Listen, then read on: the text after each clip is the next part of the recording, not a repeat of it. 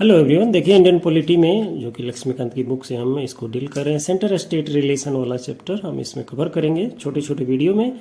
तो आइए शुरू करते। देखिए सेंटर स्टेट रिलेशन जो है ये काफ़ी इंपॉर्टेंट चैप्टर है, खासकर आज के टाइम में जब नीति आयोग काफ़ी वर्क कर रहा है स्टेट के साथ मिलकर, और इस पे काफ़ी क्वेश्चन भी बनते हैं एसएससी रेलवे वगैरह को लेकर, state PCS as well as UPSC में भी। आइए शुरू करते हैं। यूजीसी नेट में भी क्वेश्चन आता है यहाँ से, तो इसको हम कंप्लीट कवर करेंगे एक एक करके। तो देखिए सेंटर स्टेट रिलेशन में जो है कहता है कि द कॉन्स्टिट्यूशन ऑफ इंडिया है ना, द कॉन्स्टिट्यूशन ऑफ इंडिया जो है एक फेडरल कॉन्स्टिट्यूशन है ना, जिसमें कि संघीय प्रणाली, गवर्नमेंट की संघीय प्रणाली की सिस्टम को इसमें मेंशन किया गया है जो कि इंडिया में चलता है।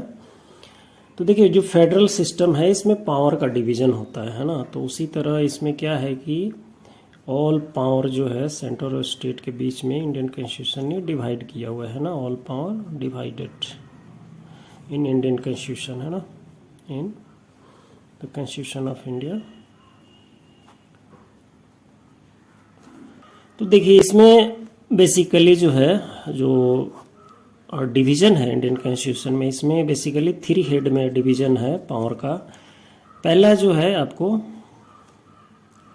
लेजिस्लेटिव पावर है, यानी कानूनी अधिकार सेंटर और स्टेट के बीच में, इसमें यूटी भी इंक्लूडेड है।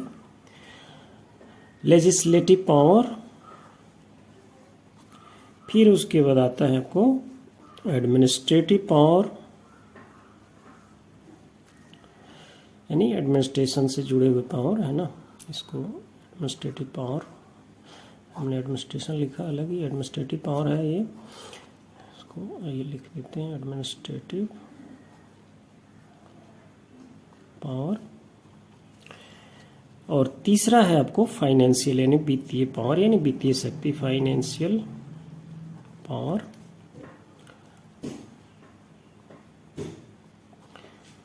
पावर्स देखिए यहाँ जुडिशियल सिस्टम इंटेग्रल है, यानी इंटीग्रेटेड है centre as well as state के लिए, और ये सेंटर और स्टेट दोनों के लॉ को इन्फोर्स करता है। तो इस बात का ख्याल रखिएगा, जुडिशियरी डिवाइडेड नहीं है, जुडिशियरी इंटीग्रेटेड है। और ये जो है एक यूनिटरी फीचर्स की बात करता है ये, है ना।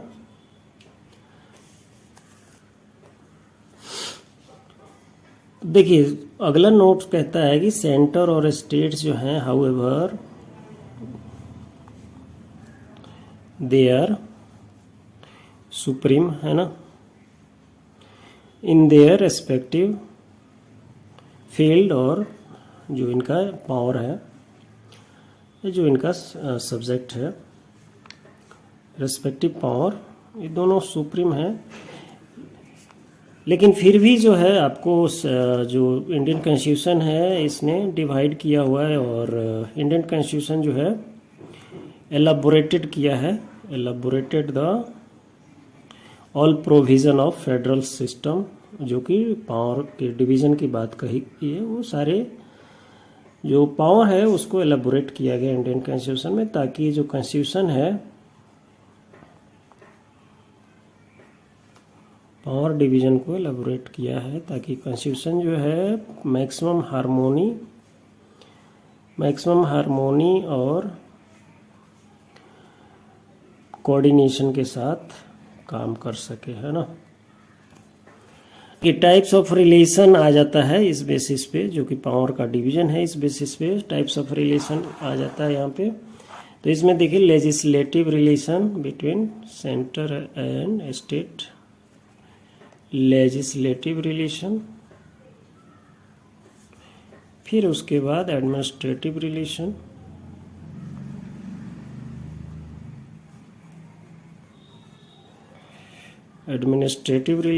और आखिरी जो है इसमें फाइनेंशियल रिलेशन है ना।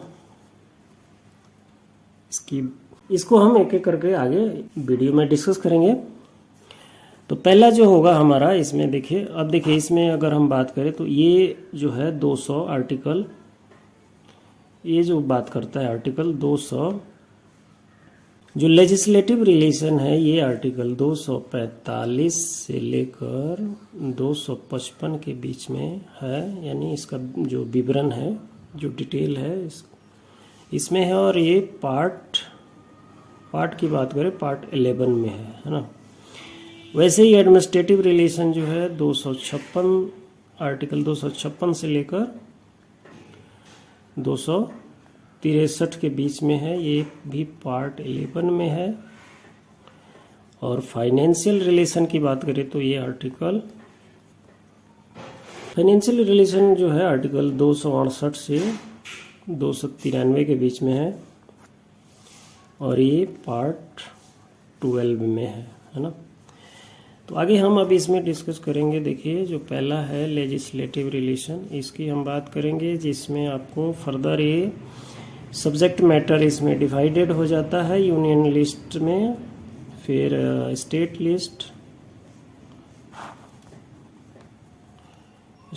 लिस्ट एंड तीसरा जो है कंकरेंट लिस्ट है ना। कंकरेंट लिस्ट कॉमन लिस्ट है जिसमें सेंटर और स्टेट दोनों का राइट्स है अपने इसमें कानून बनाने के लिए। तो देखिए हम बात कर रहे हैं आपको इंडियन पॉलिटी में सेंट्रल स्टेट के रिलेशन का। इसमें इंडियन कॉन्स्टिट्यूशन जो है एक फेडरल सिस्टम की बात करता है, जो कि एक क्वाजी फेडरल है, और इसमें पावर का डिवीजन किया गया है। पावर का डिवीजन जो है बेसिकली 3 हेडिंग में है, legislative power, administrative power, financial power है ना। और इसमें यह भी कहा गया है कि जो जुडिशियल सिस्टम है, यानी जुडिशियरी जो है इंटीग्रेटेड सिस्टम है, यानी ये डिवाइडेड नहीं है बिटवीन सेंटर और स्टेट, ये एज ए होल सेंटर और स्टेट के लॉ को इन्फोर्स करता है। हाई कोर्ट और सुप्रीम कोर्ट इसमें मेजर है। और इसमें कहता है कि देखिए सेंटर और स्टेट जो है अपने जो पावर डिवीजन है वो अपने एरिया और अपने पावर के अकॉर्डिंग सुप्रीम है अपने फील्ड और अपने सब्जेक्ट पे, लेकिन फिर भी जो है इंडियन कॉन्स्टिट्यूशन जो है पावर डिवीजन को एलेबोरेट किया है ताकि सेंटर और स्टेट आपस में मैक्सिमम हार्मोनी और पीस के साथ काम कर सके और इंडिया के डेवलपमेंट में अपना कंट्रीब्यूशन दे सकें। फिर उसके बाद इसी के आधार पे देखिए लेजिस्लेटिव रिलेशन और एडमिनिस्ट्रेटिव रिलेशन और फाइनेंशियल रिलेशन जो है तय होता है सेंटर और स्टेट के बीच में, जिसमें लेजिस्लेटिव रिलेशन आर्टिकल 245 से 55 के बीच में पार्ट 11 में, फिर उसके बाद एडमिनिस्ट्रेटिव रिलेशन 256 से 263 के बीच में है पार्ट 11 में, और फिर फाइनेंशियल रिलेशन जो है आपको आर्टिकल 268 से 293 के बीच में, ये पार्ट 12 में है। अब अगली वीडियो में हम लेजिस्लेटिव रिलेशन की बात करेंगे, जिसमें यूनियन लिस्ट, कंकरेंट लिस्ट और स्टेट लिस्ट की चर्चा करेंगे। मिलते हैं अगले वीडियो में। Thank you.